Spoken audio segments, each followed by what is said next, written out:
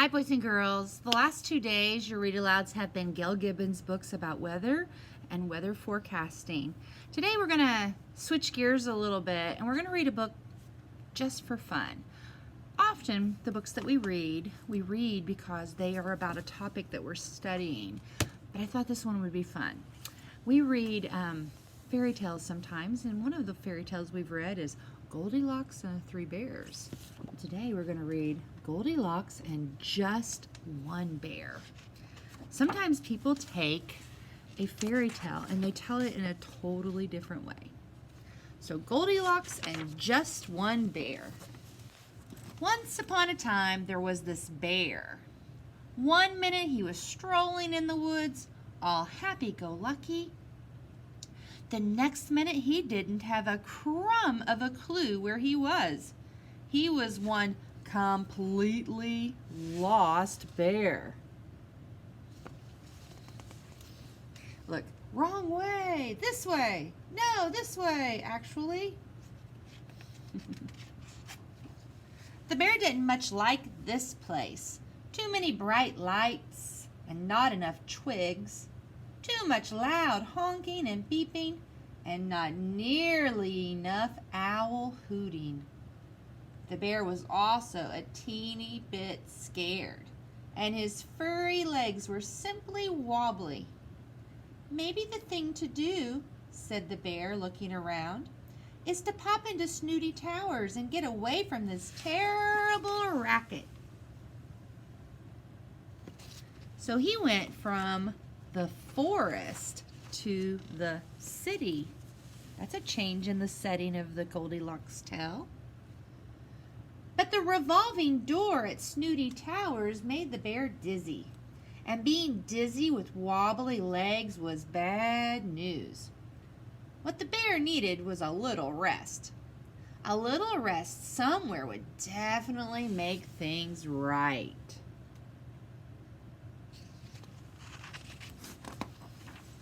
The bear peeked through a door and thought how very pleasant it was up here. Not nasty and noisy like down there, said the bear. Just the place for a little rest. All that whooshy traveling was certainly a hungry business, so before his little rest, a little porridge seemed like a good idea.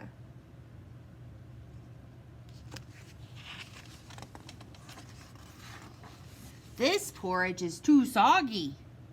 This porridge is too crunchy. This porridge is a bit on the dry side, but it is better than nothing. Now the bear was ready for a little rest. So look at the porridge. Fish bowl, cat food, and then toast with something on it. So it seems like the character Goldilocks and this bear have traded places, and they've changed the setting. This chair is too ouchy. This chair is too noisy, scratch, scratch. This chair is just right. A little rest is nice, but what the bear needed to really feel like himself again was a good old-fashioned nap in a comfy bed. Look at his chairs. A cactus was too ouchy, a cat was too noisy, and the beanbag chair was just right. This bed is too frothy. He's in a bathtub. This bed is too pink. That's an actual bed. This bed is just right.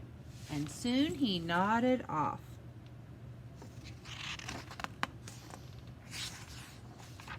The bear dreamed of crunching through leaves. The bear dreamed of puttering around in his slippers. The bear dreamed of a voice shouting very, very loudly. Somebody has been eating from my fishbowl, said the daddy person.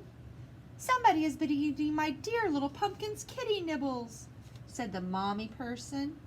And somebody has been eating my toast, said the little person, and they've eaten it all up.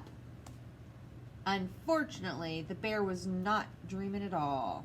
He was wide awake and back in real life again. Oh my goodness. Somebody has squished my cactus, said the daddy person. Somebody has upset my dear little pumpkin, said the mommy person. And somebody has popped my beanbag chair, said the little person.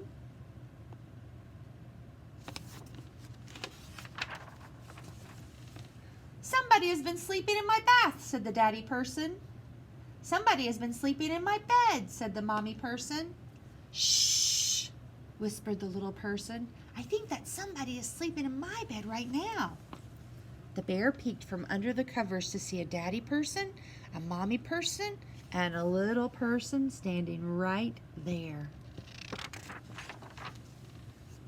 The bear thought the mommy person looked ever so slightly familiar. And the mommy person thought that gobbling other people's breakfast, breaking other people's stuff, and snoozing in other people's beds seemed ever so slightly familiar. So who is the mommy person? It's Goldilocks. And who is the bear? Baby bear? Said the mommy person. Goldilocks? Said the bear. They hadn't seen each other in ages. Porridge? Asked Goldilocks. The bear nodded. So Goldilocks cooked up a big bowl and plunked it in front of him. It was not too hot. It was not too cold.